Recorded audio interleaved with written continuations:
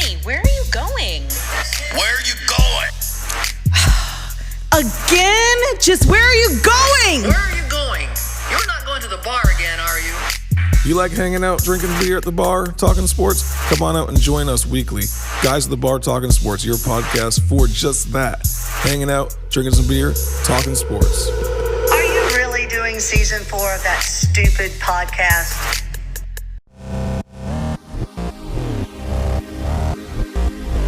Y'all know the name of the show. It's Guys at the Bar Talking Sports. And what do guys do when they talk sports at the bar?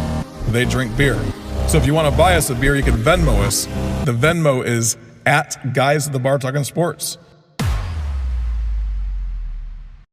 Well, thanks for tuning in for another week of Guys at the Bar Talking Sports. We're just some neighborhood friends that get together weekly at MJ's Bar and Grill in Columbia, South Carolina for some brews and a microphone. Stay tuned as we discuss some games of the week. Coming up, you got the Notre Dame-Ohio State game coming up. You also have about 5 or 6 other top 25 matchups coming up as well, including Colorado versus Oregon. You got Florida State and Clemson, which is not a top 25. We're going to talk about that anyway. Ole Miss and Alabama, UCLA, Utah, all kinds of good games coming up. So we're going to talk about those. Feel free to share this show with your friends, subscribe, give us positive reviews on your favorite podcast app. We have a Facebook group that's called Guys at the Bar Talking Sports. Feel free to join that. And always love having support of our drinking habit. I'm drinking. All my people around me are drinking, and we're at the bar, and they're all drinking. Dude, can you believe how many people, how loud it is sitting around watching us do this podcast tonight, wanting to hear what we got to say? It is loud in here tonight. We've got them packed in here tonight for sure. We'll be signing autographs after the show, not during. So if anyone around us wants to buy us a beer, or if you want to buy us a beer, go and Venmo us. It's at Guys at the Bar Talking Sports on Venmo. And we are always about getting beer bought for us. We did have one round bought for us tonight by Colleen Toombs. Colleen! Thank you very much. Amazing person. Thank you. Cheers to you. I'll be giving her a shout out on the Facebook group page as well. Nice. So let's get the introductions out of the way and then we'll move on because we got a full show tonight and the time's a ticking because we only got about 45 minutes to an hour before they're going to call last call. So go ahead. What do you got for me, Hanger? Sorry, Chopper. What are you drinking, Chopper? I got a Corona Light. How's everybody doing? What's up, man? Corona Light. You watching your girlish figure? Darn right I am. Cheeks. I have been. Cheeks, you got a really pretty drink going on there. What are you drinking? It's an orange creamsicle. Nice. That sounds delicious. Well, it's okay. So, I posted something on another Facebook group today, and it was something to the effect of, hey, come join our group because it's better than your group, some other crappy group, and I put Guys at the Bar Talking Sports, and some lady chimes in. She's like, oh, is this only for guys then? And I said, hell no.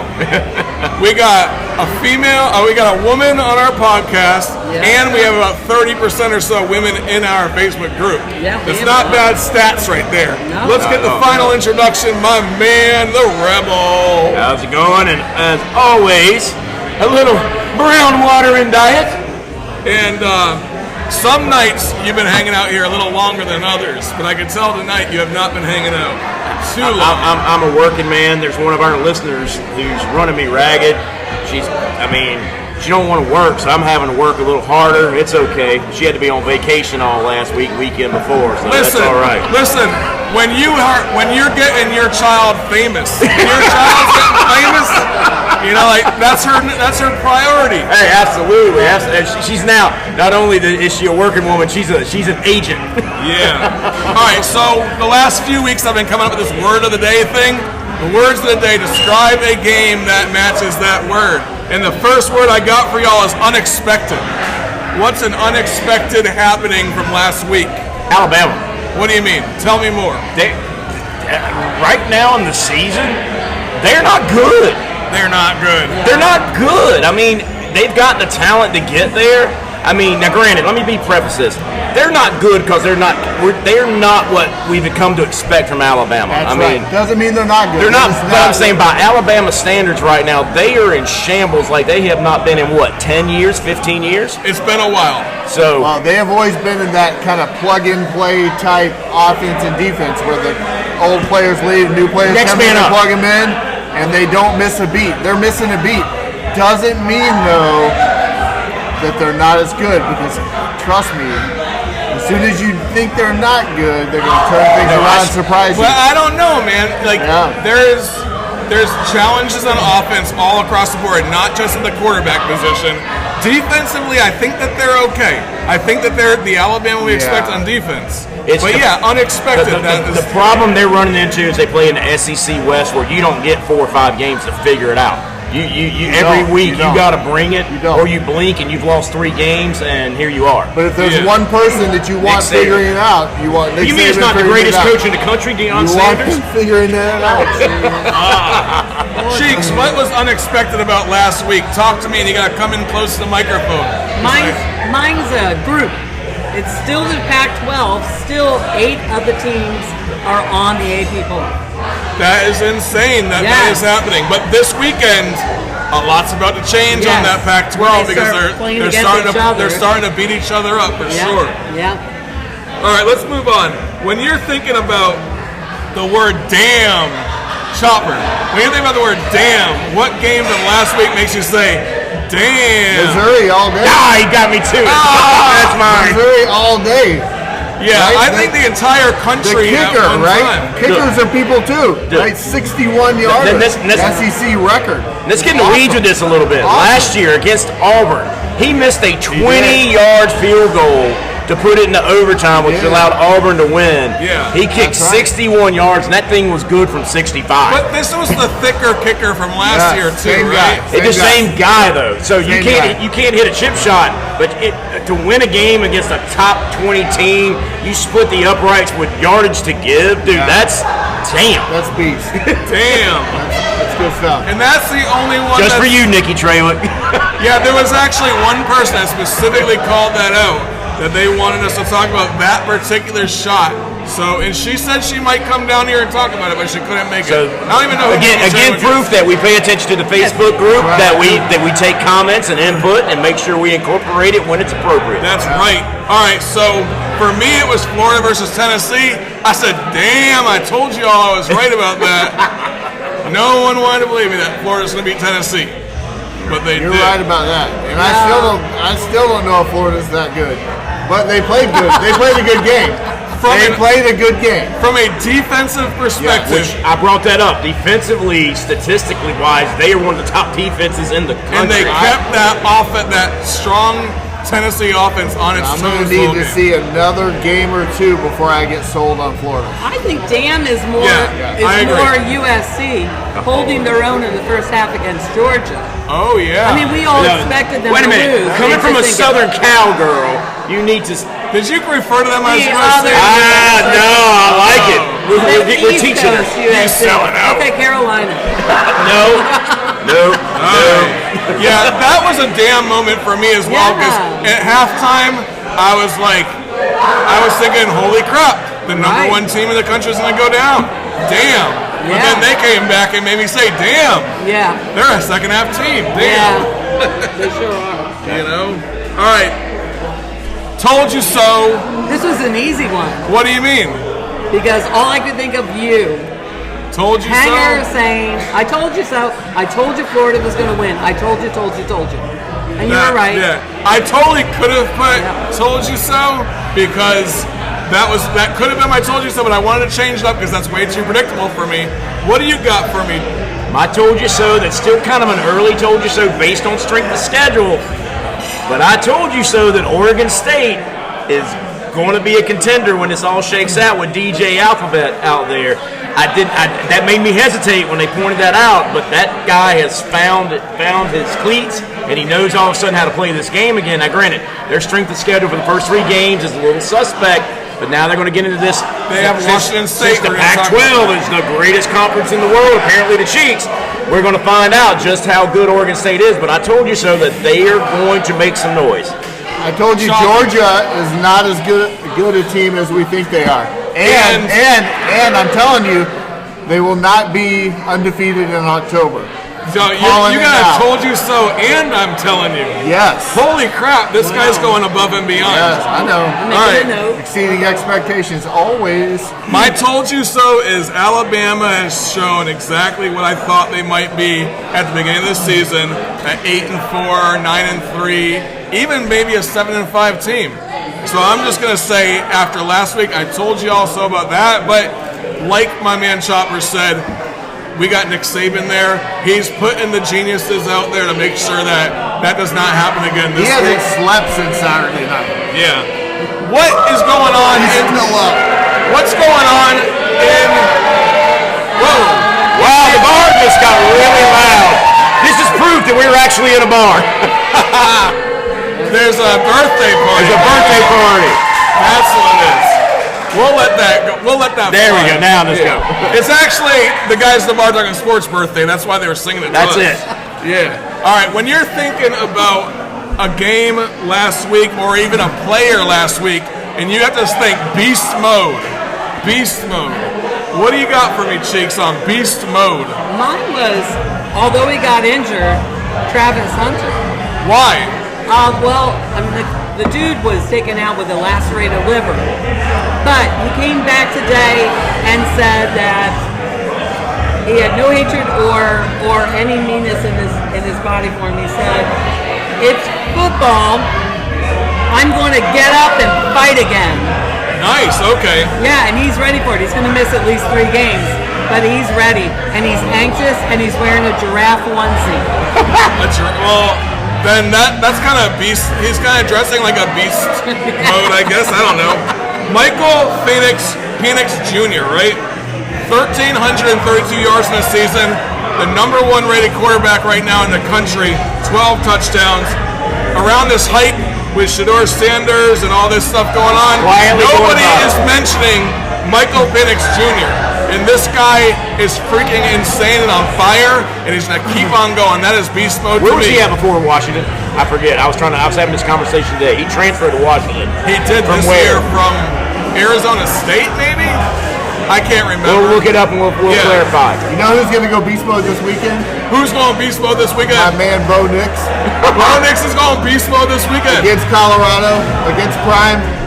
You're gonna finally put Colorado down. You think that? I mean, Bo Nix makes his run for the Heisman this weekend. Don't get ahead of yourself. We're about to talk about that game here. Yeah, beast mode thus far, and it's because I have them in my Final Four. But beast mode because they are doing exactly what they were supposed to do through 3 games. It's Penn State.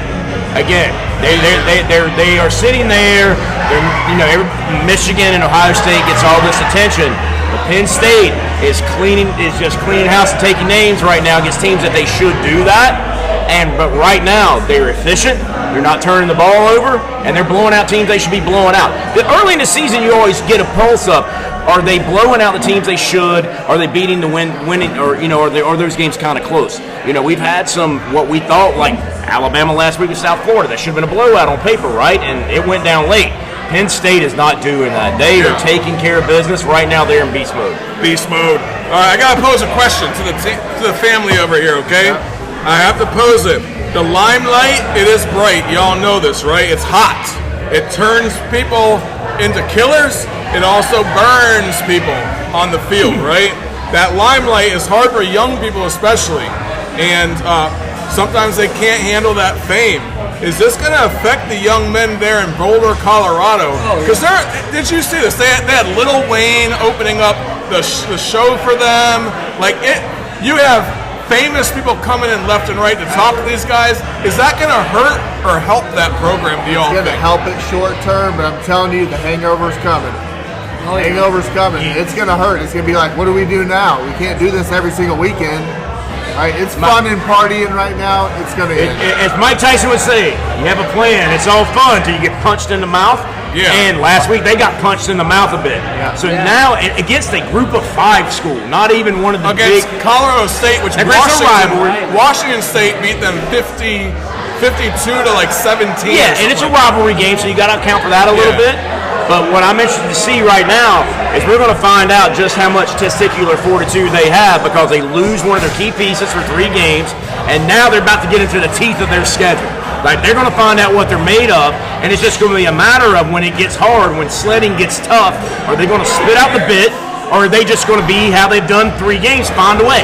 And if they win this week, they're legitimate. Oh my goodness, the conversation changed because they're at Oregon and missing a player. If they were to find a way to win this week, yeah. And do I get on the train at this point? Yeah, at that point I do. Okay. Not so fast, my friend. Bo Nix is going to make sure that doesn't happen. Well, let's get to I don't that think it does. I said if it does. And we're getting to that. Do you think that the reason why that dude took that hit on Travis Hunter the way he did, do you think the reason why that happened was because of the glamour and the fame that's going on around that team right now? Like, that hit was blatant. He was about a yard and a half out of bounds already. It was about probably a second and a half after the play, and this guy just pounds him down. Let me explain some of this. Do I think he was trying to send a message? Yes. 10 years ago, that's not an illegal hit. So let's just keep this relative. The new rules have made that a dirty hit. Okay. But 10 years ago, you stand over him, you talk junk, and you get up and get back to the huddle. Yeah. So do I think he was trying to hurt the kid? No. But do I think he was trying to send a message that, we're not bothered by your yap and we're not bothered by all the hype? Yes, that's exactly what he was doing. Anytime you ever played against a player like that was getting a lot of attention, kind of prima donna thing, your attention goes to, I'm going to show him something. Let me tell you, the best way to shut up somebody having been there and done it is you hit him in the mouth as hard as you can. Absolutely. And if you can put enough doubt in his mind that he's not looking for the football to go to catch it, he's looking for you, he's done. He's done. And that's what he tried to do. It's just with today's rules, that was considered a dirty hit. Gotcha, okay. Good point. David Anthony makes the comment on the Facebook group, no team seems unbeatable this season. Why is this? I think because of the parity that has become part of the transfer portal and NIL. Say the same thing. You're starting to see the parity again. Transfer portal? I'm not a fan of it, but people are still feeling out how to handle all this. And you've got schools such as Clemson that are still resistant to it, and you're seeing them suffer because of it. I really do think the environment we're in now has caused a lot of parity, same way it did in college basketball, by making kids stay in school. So is it good for competition? Yes. Is it good for the health of the game? No. Okay. This season will be an adjustment period.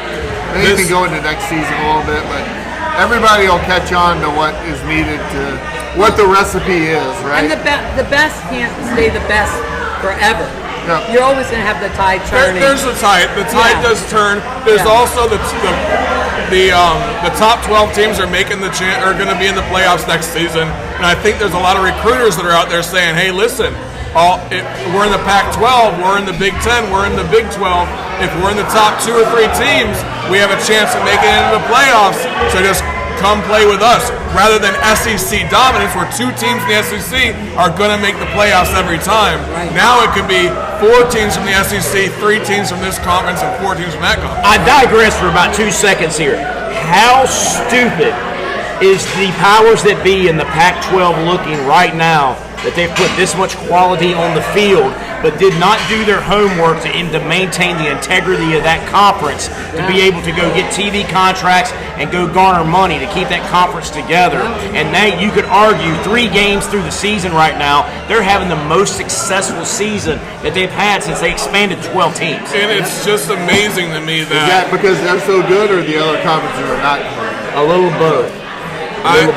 Yeah, I think it's a little bit of both as well. The Pac-12, a lot of teams are undefeated right now. That's going to change this weekend. We know that. Is it just the fact that they're beating, but they are beating some quality teams too? Yeah, that's what I'm saying. I think they've had some parity that's allowed that, which has brought some of these other conferences down a little bit. Again, the spread has closed a little bit here to where now they have the talent to be able to compete. Again, I said 30 seconds. We digressed to 2 minutes. I apologize. Did FSU win, or did Boston College lose the game? Boston College. That's from Sean Kane, lost. by the way. Boston College lost. I couldn't believe they were dominating. Look, this is going to be an unpopular opinion from some of our most loyal listeners. Did Boston College lose the game? Yes. But good teams find a way. That's right. Good teams find a way. Look, every year, you can look at even like last year with Georgia, won a national championship. What was the game? Ohio State in the Final Four. Ohio State should win this game, but Georgia found a way. So every good team, you don't ever see anybody run the table uninhibited without a close game or a loss these days. So is that the close game that makes Florida State that much better? We're going to find out. Again, I had them in my Final Four, and I'll get chastised for this. That's okay. But, yeah, Boston College lost the game, but in the same breath, Florida State found a way to hold on and win. That's right. Okay, so, y'all, you guys know the best way to pick the team to win could be to look at the stats, look deep into those books and see. Are we talking about winning or are we talking about winning bets here? Winning bets, yeah. Best way to win bets, right? You might call a statistician and get them on the phone and say, hey, statistically, which team's going to win? You might even call an expert or become an expert yourself. But here, we listen to a 3-year-old on this show, right? We call him the legend. His name's the legend, Landon Legend, and that's what we get. That's how we figure out who's going to win these games. And he's still over 500 for the season. So let's hear the legendary picks for the week. Oregon, Clemson, Alabama, Utah, Washington State, Penn State, Notre Dame. So those were your legendary picks. Basically, guys, he chose all of the home teams. So I think he's going with home team advantage on every single one of these games. He chose Oregon. He chose basically all the home teams. So that's what we're gonna go with on the legendary picks this week. All right. Me, I think that gets him 500. That might get him 500. You never know. But let's jump into the first game because we've talked so much about it already. And that's going to be number 19, Colorado, at number 10, Oregon. Now, that Colorado game last week was freaking rough, dude. Absolutely rough. They came back in the end and won. Good teams, great teams find ways to win, I guess. That's fine. But Oregon is going to come into this game they're expected to win, 93.5% chance that they win. I don't know if that's right, and the reason why I say that is because this game could get into a shootout. We know Colorado can score points. But they've lost their primary weapon that's not called a quarterback. That's not true. Okay, Travis Hunter plays both sides of the ball, but he's not the number 1 or even the number 2 receiver on that team. But do you know why? Because he's drawing the double coverages, which is allowing these other guys to catch the ball. See, I just don't. I see him as really good on both sides of the ball, but not great on both sides of the ball. So he's an above-average player on both sides of the ball. Well, what I'm saying is they know he's athletic enough that if he gets hot, he's going to be real hot, so they're rolling a safety over his side every time. Yeah. Now they don't have to do that. And that could be true. That could be true. So he's out of the game. They still managed to come back and win the last game. This is a team that can put up points. So if this gets into a shootout, Colorado can win this game. The other thing that I'm saying, though, is that it comes down to whose defense is better, and Colorado's defense is not there. Whereas Oregon has shown that they have a pretty good defense. Yeah. So I think that 96% might be a little off. It might be more like 70-30. No, if you're saying who's going to win the game, I think it's pretty accurate. We're not talking about the spread. We're just talking about wins and losses here. Yeah. I think that's pretty accurate. Here's the way I look at this. Again, Colorado has already exceeded bookie expectation. They're already at what they thought they were going to have their win total at for the year. Yep. So they're playing on house money. The thing is this with Colorado that a lot of folks need to understand is Oregon can win this game if Colorado keeps this game close for the season of how their outcomes are. It's a win for them. You don't take moral victories. And Lord knows Deion Sanders doesn't take moral victories. Yeah. But if Colorado can keep this to a one-score, 10-point game, for how they're going to perform the rest of the year, it's a win. Yeah. But do I think this is when the show comes off the rails a little bit, barring injuries? Yeah. I mean, I think Oregon has just been there. They're battle tested. They know exactly what they have.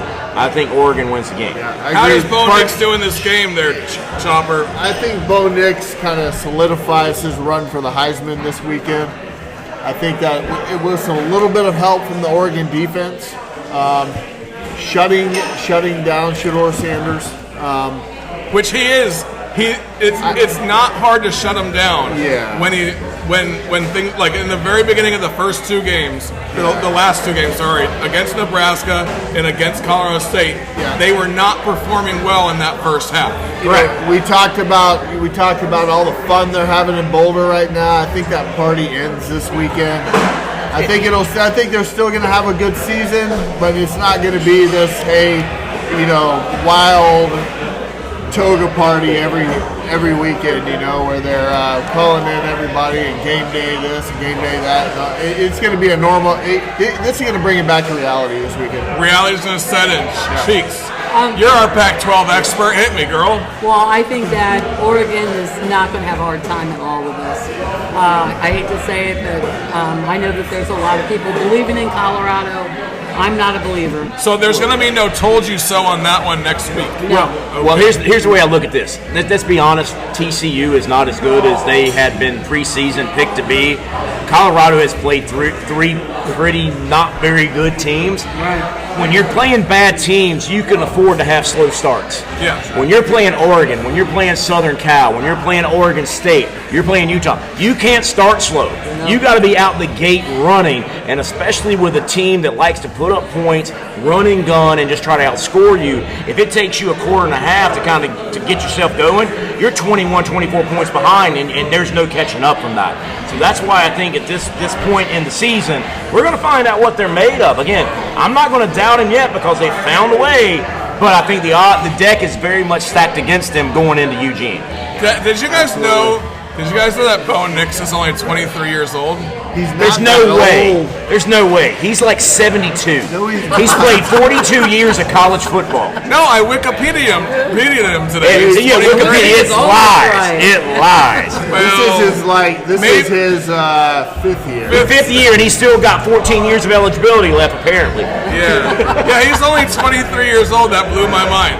But anyway, which for a college quarterback is old, man. That's like the next Stetson Bennett. Whatever, 22. If you've been in college for 4 years, that's 22. That's not that bad. 1 extra year. He's not that old. I digress, but I always thought he was 26, maybe 27. Oh, you're looking it up. I see. No, I'm not looking up. I'm pulling up my notes. He's got the guys in the back looking it up right now to confirm. we got our version of Game Day's Bear off in the corner pulling up stats for us. All right. No, actually, we hired Bear in the back. What are you talking about? I mean, we're that big. He's not on Game Day anymore. Number 4, Florida State at Clemson. The reason why I bring this up, this is not a top 25 matchup, but this is a game that Clemson could win. And y'all are going to laugh at me on that. I know you are, and you will too, because you have Florida State going to top 4 just like I do. But Clemson's had 2 weeks to work out those challenges that they saw at Duke. And I think that Dabo Swinney has figured those things out. If you look at the last game, it was 45-7. So defensively, they know what they're doing on defense. Offensively, I think that the quarterback I think that they figured out how to use, is it Cade Klubnik or something like that? I think that they figured out how to use him in the right way to win some games. Is there any chance? What time is this game at? I don't know. I'd have to look that up. I think it's guys in the back. 12 noon. It's a 12 noon game. And it's at I think Clemson. That makes a difference. I mean, it's a tough place to play. Clemson. No, it doesn't make. You want to tell you why it doesn't make a difference? It's because it's in South Carolina. 12 noon games are hot. They're coming from Tallahassee. It's hot. The only reason I say that is because a night game against Florida State, I would tend to maybe go more with Clemson. But with a noon game, I'm going to go with Florida State. Hanger, you basically said they figured it out against Florida Atlantic. Okay, they're playing Florida Atlantic. I know that. It does not matter. Okay, my thing is this, and again, it gives them the same thing Florida did. Little confidence. The thing that Florida did in the previous game before they played Tennessee is they were throwing the ball a lot. They were getting things going. They were spreading things out. They were running the ball just to see how things are going to work. Here's what I will tell you. Florida State's better than Duke. This is going to be the best team that Clemson's played thus far. I think Duke is a good team, too. Duke's not bad. Is a really good Duke's team. not bad. Florida State's better. Again, I know we've had a lot of Facebook discussion because of that game last week with Florida State, and I can appreciate that. Again, I think that was kind of Florida State's overlooking to this game because we see that happen quite a bit. They were looking ahead. They were looking ahead to Clemson, knowing that basically, in my opinion, this is your ACC championship game this weekend. And this determines who's going. In my opinion, yes. Can North Carolina make some noise? They could, but I'll tell you what, my boys gave them all they wanted, and based off of that, you saw nothing to think they're going to win the ACC. Can they figure it out? Sure they can. But that being said, I think what you saw last week was Florida State overlooking a bad team, looking forward to this game. Do I think it's probably a close game? I do. But I still think, like I said, Florida State's in my Final Four. Yes, I did say that, Constance. They're in my Final Four. I like Florida State on Saturday. I do. Yeah, all day. See, I think that Florida State's going to win this game, but I think this might be on our upset list and say, because Clemson has had 2 weeks of cupcake teams to figure things out a little bit on offense. Is it really an upset? Right now, the spread's sitting at 2.5 favored to Florida State. So that's basically meaning that's a pick 'em. That basically means they're basically saying because they're playing at Clemson that it's a 2.5 point dog. Basically, it's a pick 'em. And so we're going to find out, because if Dabo's going to right the ship, it happens this weekend. If it doesn't happen this weekend, they're in for a long season. This is sort of to be the next head coach of Florida. Yeah, this is sort of a make or break game for Clemson, for real. And then for Florida State, I mean, this determines whether they have an easy road the rest of the season until they get to the ACC championship. Because this is the last team they're going to play that might beat them, I think. Yeah. I'd have to look at every game that Florida State's playing, but I mean, Florida is not going to beat Florida State. And I'm a Gator fan, y'all know that. I just don't see that happening right now. Now, in 3 weeks, I might be changing my tune if Florida goes to LSU and wins that game. I mean, if you really want to look at this, the only other challenges based off the season thus far is they play Syracuse at home. I don't think that's really a challenge. They play Duke at home. That game will be close in the first. It'll be close in the first half. I think they pull it out, and then you got at Miami now, and then you got Florida. So they get past this, their seas get real calm, barring injuries. Well, Miami might be.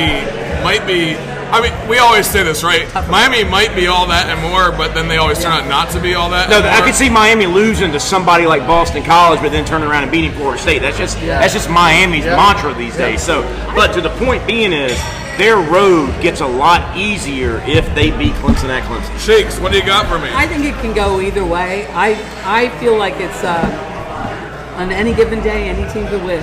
I vacillated. I picked Florida State, but I vacillated between the two. That was a tough pick for me. Out of all of them, that was the toughest pick for me. That was, okay, yeah. And I think if Mark Wahlberg goes and rallies the troops again, like he did last Saturday. I don't know if you guys saw the clips. He was in the locker room rallying everybody. Was he really? Yeah, he was. Oh, that's great. Okay. Hey, let's move on to Ole Miss versus at Alabama. Sorry. Number 15 Ole Miss, number 13 Alabama. Saban versus Lane Kiffin. Ole Miss is an apparent offensive powerhouse right now, from what I see, going up against a team that basically only has defense on their side, from what I see. Jalen Milroe will be playing as the quarterback for Alabama, is my understanding. And then Jackson Dart over in Ole Miss, man, is just a stud at quarterback. If we see the team that came out in Tampa last week, it's a come out this week in Tuscaloosa, it's a freaking blowout. That Ole Miss has the offense to get past Alabama's defense. Alabama rights the ship this weekend. Oh my gosh! Are you gonna have a "told you so" next week? Yep. Because I don't think Alabama. Let me tell you. And I'm wearing an Auburn hat right now. I don't think so. Let me tell you what determines this game: Mississippi's run defense. Because how do you get your quarterback settled in as you run right, you run left? And how do you keep a good offense off the field? You run right, you run left, you keep the ball out of their hands. If Alabama has success running the football against Mississippi's run defense, Alabama wins the game. If Mississippi stuffs the run, this gets ugly. This gets ugly like Alabama hadn't seen ugly in a long time. Lots of 3 and outs. Clock management, classic old SEC drive football. We run the ball and play defense. And yes, we drive. We get 7, 8 minute drives and then play defense. Trust me, it'll come down to coaching. Yes. But I just, even though Saban's a better coach than Lane Kiffin, I just cannot see Alabama righting the ship in 1 week like that. I don't think it's going to take them that long. I mean, I think they've had a couple off games. I think they come back and they just, trust me, he has been up trying to figure this stuff out. So he pulled Jalen Milroe from that entire game last week, I believe. Like, he didn't play. Jalen Milroe did not play at all because he was trying things out with the other two quarterbacks. It wasn't so much the quarterback was the issue. 3 for 5 the surrounding cast. And then the other thing I always go back to when I'm in turmoil about how games can go, the boys in the desert always seem to know because what is they're the about line? money. So what's the line? Alabama by 7. Are you kidding me? That's the current line. So therefore, that just throws another big wrench into all this conversation. That line is larger than the Clemson versus Florida State game. Yes. I'm gonna go put a lot of money on that. Trust me, that Alabama defense is gonna show up and the legend picked down the Tide. They will shut down. The legend picked the Tide because he likes home teams. I honestly think that the legend may have thought about it for a second, like he did with the Florida game, and he was like, "Roll Tide," and then begrudgingly. You say begrudgingly. Alabama is not going to show up and play a bad game against Ole Miss. Period. Yeah, they're just not going to do it. Trust me. They have good players. They played a couple bad games. They are not going to show up and play bad. All right, so this is a team that is probably going to show up and play bad, in my opinion. And we got number 22 UCLA versus number 11 Utah. It's playing in Utah, in Provo. In Salt Lake City. Sorry, Provo is where BYU is at. Utah State was in Salt Lake City. University of Utah is in Salt Lake City. All right, I trust you. I'm probably wrong. But guys in the back, look it up. Look it up quick, right? Only the Pac-12. All right, 2 undefeated teams in the Pac-12. Honestly, Utah all the way, y'all. I just know it. Just a better team all around. They're playing at 4,400 feet of altitude. We know about it playing at altitude. What's the altitude in LA right now? Like 10 feet? Sea level. Yeah, okay, if that's the case, yeah. Like this is a team that is going to be just worn out after the third quarter, man. I tell you what. And then Utah is just a good team in general. I don't know if they're going to win the Pac-12, but UCLA is definitely not winning the Pac-12. This is the week that they go down. It is Salt Lake. They are in Salt Lake. Well, hey, Bear, thank you very much. We appreciate you looking it up for us, man. Putting this guy to work this time of year. I've lost a lot of faith in Chip Kelly. I just don't think he can figure out good defenses, and Utah's defense isn't that bad. Now, granted, offensively at the quarterback position, they've had injuries, they've had backups, they've had a lot of questions. But playing in Salt Lake, I think Utah gets it done. I quite frankly think this is a sloppy, boring game, but I think Utah pulls it out. I go Utah 2, move on. Yeah, exactly. I mean, it's not that big of a game this weekend. Meanwhile, what? What do you got, Cheeks? I picked UCLA to win. Oh, no. Do you have some sort of... Are they close to your heart? Is this an emotional shot? Yeah, my mom used to work there. Okay, well then, we'll give you a pass on that one. Yeah. Another Pac-12 team that we talked about earlier, and another 2 undefeated Pac-12 teams that are playing this weekend. Number 14, Oregon State, untested, by the way, this year, versus number 21, Washington State, tested already against Wisconsin and against what? Now, Wisconsin, I don't know if that's considered tested. That remains to be seen. Okay, 2 undefeated teams. This game is a toss-up in my mind, but I'm going to give it to Washington State only because I'm looking at them and they've played a Power 5 team out of conference and won that game, and that was against Wisconsin. I don't know that Oregon State has been tested yet. This is going to be the biggest test that they've had, and I just don't feel like... What the hell is the guy's name? DJ Alphabet. DJ Alphabet. I think that we see a DJ Alphabet that comes from Clemson who does not handle pressure very well. And that's what's going to happen in this game. I disagree from the standpoint of, again, I picked Oregon State to be a sleeper. He's done nothing but build confidence over the last 3 weeks. he never was able to build any confidence up in Clemson. He never could get himself to where he was comfortable. And with every game, he looks more comfortable. It pains me to say that because I can't stand anything coming out. I know you're a Beavers fan, so. Well, aren't we all? Never mind. That being said, do I think they go into Washington State? Look, I think Oregon State wins the game. This is going to be the moment we find out, are they for real or not. This is going to be the moment to where when they're playing USC and they're playing Oregon in the Civil War, last game of the year, are we going to be talking about them as a Final Four contender out of the Pac-12? This week starts that or ends it right now. I mean, this week determines the rest of their season. Again, always barring injury. Again, always go back to the boys in the desert. They're playing away, and they are a 3-point favorite. Yep. Let's move on. Huskies. Let's move back east. We got to move back to the east, okay? We have a couple of Big Ten matchups, or a couple. Big Ten. Sorry, there's nothing in the East. Well, yeah, maybe these days there are. There's 3 Big Ten teams that are playing this weekend. I guess Midwest. There's 3 Big Ten teams that are playing this weekend. One of those games is number 24 Iowa, the Hawkeyes, versus the Nittany Lions, number 7. Now, you had said earlier that they were your team that you Penn were State's in the Final Four. They blow them out. This game's over early. Call it a day. Move on. Yeah, why do you say that, this though? is an easy pick. Yeah. Because the simple fact of the matter is Penn State's a way better team, and Iowa cannot score points. And their defense is not good enough to keep it to a 10-7 game. I mean, Iowa's offensive coordinators' salaries incentivized. They have to average 25 points a game, and I don't know if they've hit it yet. Okay, they can't score. You got to score points to win ball games. Penn State is a very sound, quietly good football team. This game is over early. I think that this game is going to be a low-scoring game comparably because Penn State can score, but they're not racking up 70 points a game or whatever. Although they have one game that was 65-7. Yeah, right? but you look at the competition when they did that. But last week Illinois who they played. I believe did they play Illinois? Yes. And it was a lower scoring game, 30-14, I think. What's the line on this? Yeah, I would love to know the line on this real one. quick. But if you look at Iowa, Iowa, they scored 24 against Utah State. They scored 20 against Iowa State. They scored 41 against Western Michigan. Western Michigan, it took a group of 5 to get them to actually score some points. Yeah. So I just don't. And you're playing in Happy Valley. Yeah. Come on, man.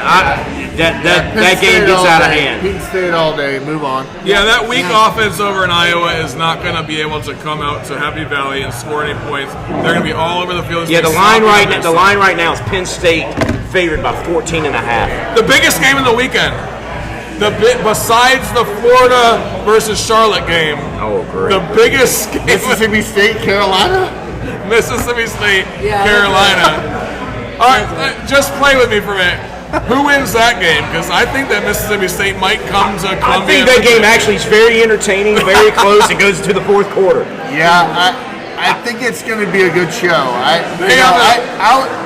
If I went after the Furman game, I would go with Mississippi State. But I think Carolina actually played well against Georgia. The first half. Yeah. That being said, they've said Wells is not playing. It's going to be a shootout between 2 really good quarterbacks, I can tell you that. Yeah. Because both teams have great receivers and a great quarterback. It's going to be all outside all the time. It's going to be the corners are going to come back, determine who wins this game, I think. Yeah, because both teams are going to be able to score legitimately. I think the home crowd plays a big role in this at night. Okay. Real quick with that game is this. I love peeling back the onion and getting in the weeds. Mississippi State's linebackers decide this game because they can pin back their ears and blitz Rattler the way North Carolina did because South Carolina's running game is dead again this week. Yeah. Again, Mississippi State wins the game. If the offensive line can block those linebackers to where you give Rattler time. He's one of the best. He's one of the most precise quarterbacks in the country. Oh yeah, he's proven that. You got to give him time. If he's running for his life, Mississippi State wins the game. This is exactly what Hanger said at the beginning of the season. All he's going to do is be running for his life the whole running season. For his life all season. That's what I said. Number 6 Ohio State versus number 9 Notre Dame. A home game for Notre Dame. always overrated in my And opinion. look who comes in right on cue. Oh my God! Yay! Oh, Notre Dame is definitely the favorite here, I think. Notre Dame, we just started talking about Notre Dame, and my man, the Ripper, the Predictor, the Ohio State alumni, Not alumni, sorry, just Ohio State fan through and through, has just made it to the show, and we're going to With talk perfect Ohio timing. State, versus Notre Dame, or at Notre Dame. So I'm going to give you the floor, Ripper. Here, let me even hold the microphone right up to your face. I'm just kidding. You just got to talk loud, though. All right, so we got game day in South Bend, Indiana, a game that I'm pretty nervous about, especially after what happened last year. Our offense seemed to be clicking a lot more when we played Notre Dame in week 2 than it has been so far in the first 3 weeks of this season. However, our defense does look like they've made some positive strides over the last couple of years. In the front 7. Definitely in the front 7. Our quarterbacks are actually looking pretty good. Honestly, for the first time since 2021, our cornerbacks got an interception this year. So defensively, we're looking a lot better than we did last year. Offensively, last week against a very poor defense, Western Kentucky, we started putting everything together. I think it's going to be a close game. Notre Dame's going to have home field advantage. Marcus Freeman, former Buckeye linebacker, who's now their head coach, he's doing a great job moving them in the right direction. I'm going to go Ohio State 30, Notre Dame 20. Okay. Thinking with your heart, not your head. Yeah, so I thought about this for an hour and a half. I get it. I got to call you out on this because you don't think that Sam Hartman's going to put up more than 20 points against Ohio State? And the reason why I say that is this is probably top. I think he's number 11 quarterback in the country right now. I could What be wrong. defense has he played so far? I'd have to look. We have to have Bear look that up in the back. Bear! We got Bear Bryant working in the back. Yeah, for us so he now. played Navy's defense, which can be difficult, Okay. but typically not. Hold on, I'll tell you right now. Notre Dame has played Navy, Tennessee State, North Carolina State, Central Michigan. Okay. So not your best defenses. Look, I would say not comparable to what they're about to do. Here's my look at this, and it's been very documented on this show, and I've caught some grief online about this. I don't think McCarthy at Michigan's a very good quarterback compared to what's out there. Hartman is a better quarterback. Hartman is a better quarterback than McCarthy. McCarthy ate up Ohio State's safeties last year. That's why they won the game. McCarthy ate up Ohio State's safeties. If this game's going to come down, look, I like narrowing it down this week, don't I? It's going to come down Sam Hartman against Ohio State safeties.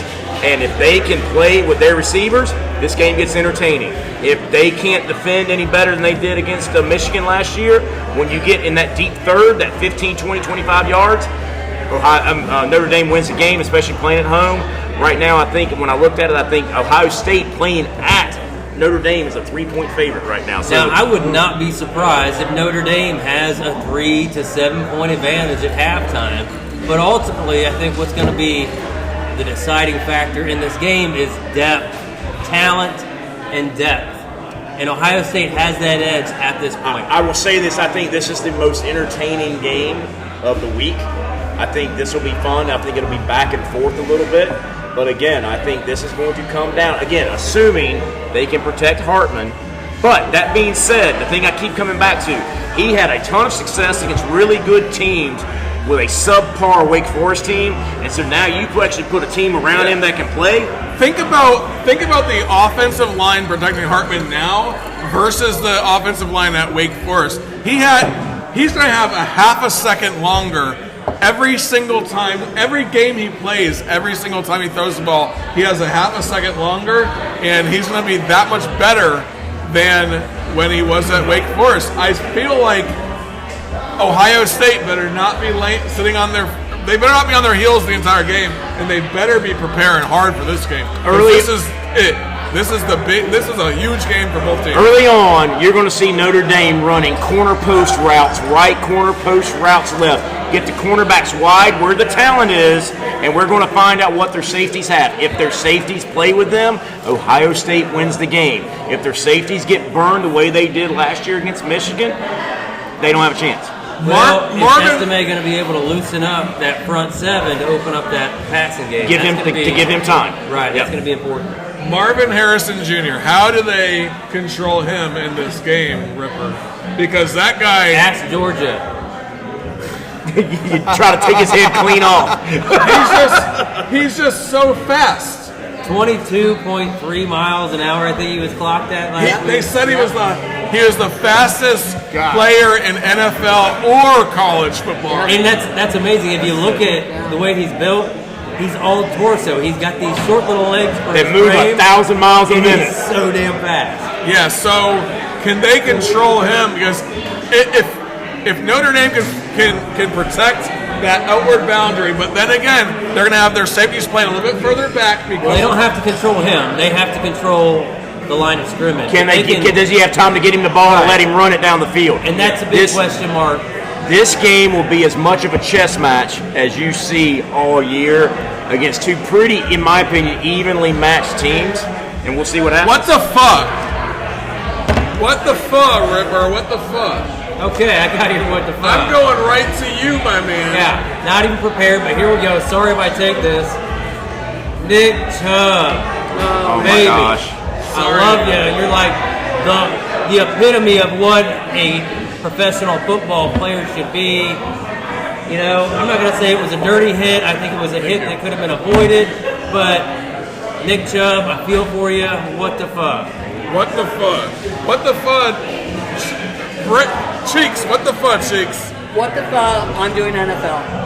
Go for it. You got it.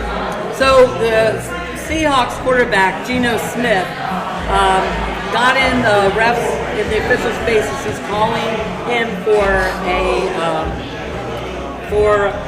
what did he call it for? Intentional grounding. And he got really pissed off and he ran over to the official and started yelling at him on camera. The official very gently moved him to the side and said, "I'm talking to America," and then walked away. Oh, what the fuck? Rebel, what the fuck? My what the fuck is NFL as well, and this will be very unpopular at this table when I start this conversation, but I think we'll understand. What the fuck NFL? If you draft another Ohio State quarterback and expect him to be successful in the NFL, you have lost your freaking mind. Justin Fields right now, this many games in with the Bears, is worse than Mitch Trubisky, okay? You can go back to the last 20 years. Ohio State quarterbacks are fantastic in college. They put up 6 stats, but they just don't make that transition. I mean, Pryor is their best guy, and he did it at wide receiver, okay? But most quarterbacks. But no, my point being your big schools, yeah. If you get 3 out of 10, they haven't had a good one in the last 20 years, and they've had like 5 drafted in the first round. NFL, what the fuck? Stop drafting in the first round Ohio State quarterbacks. What the fuck, Chopper? I'm going to go back to what we talked about at the beginning and close it out with the thicker kicker from Missouri, 61 yards. We made it full circle, y'all. What the 61 fuck? yards, SEC record. What the fuck? What That's the a piece. fuck? 61 yards, amazing. Kickers are people too. I'm going to say to our fans that are listening to the show, what the fuck? Thank you for making it this far into our show and continue to listen. Buy us a beer sometime at Guys With Shorts on Venmo.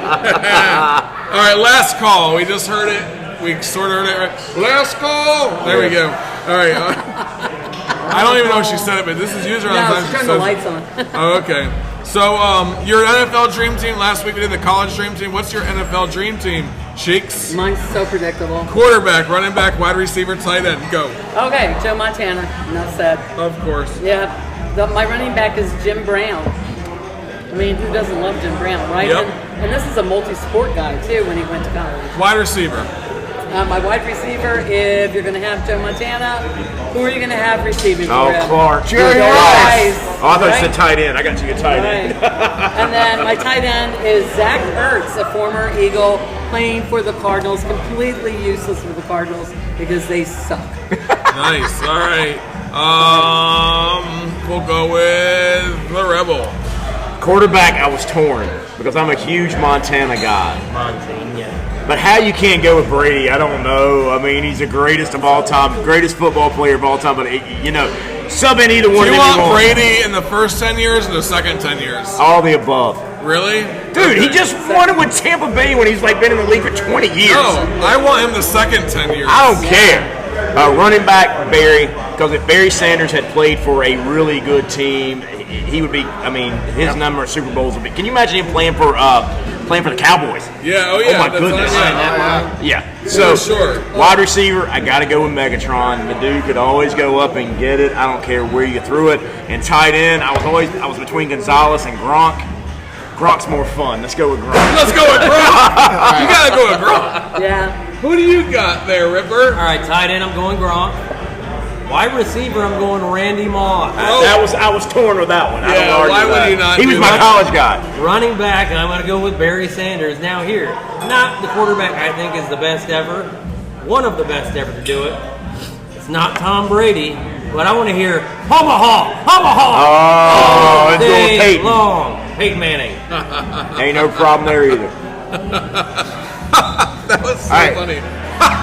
All right. Chopper, who do you got, man? No smoother combo than Joe Montana and Jerry Rice. Yeah, you gotta go. There's not a smoother combo in all of history in the NFL. Of course, my running back is also Barry Sanders. I mean, I agree. If Wow, you didn't go with Bo in his heyday? Yeah, I didn't see enough NFL Bo in the was a NFL. short- yeah. In the That's NFL, fair. yeah, That's fair. college, yeah, Bo, but But when he NFL, was there, he was good. I know, but you got to go Barry Sanders, and then Gronk, of course. Yeah, okay, Tight end. so I have Tom Brady, like a lot of y'all Shocker. do, because I'm a New England Patriots fan, and I love the guy. And he's probably the only guy I would make out with in the entire world. Oh, Lord. Okay, crossing Because I the love line. him that much. You need to talk about this on your OnlyFans account, not here. This got weird. I'm just kidding, I would not do that. But if he asked me, I might. Even somebody at the bar's laughing at you. Emmett Smith running back because I love the guy and he's a Florida Gator. Chop chop. Jerry Rice because, I mean, would you love to see Tom Brady to Jerry Rice? No, I'd like to see Joe Montana to Jerry For Rice. tight end, you better not say Aaron Hernandez. No, Gronk. Florida. He's a Florida guy. He's a Florida guy. I gotta go with Aaron Hernandez. Come on, man. Oh, no. That was Hanger's pick. I'm kidding. Gronk because is that- when Tom Brady and Gronk are together, the team just does better, man. So, Yeah. hey, everybody, thank y'all for joining us for another week of Guys at the Bar Talking. Sports. See ya.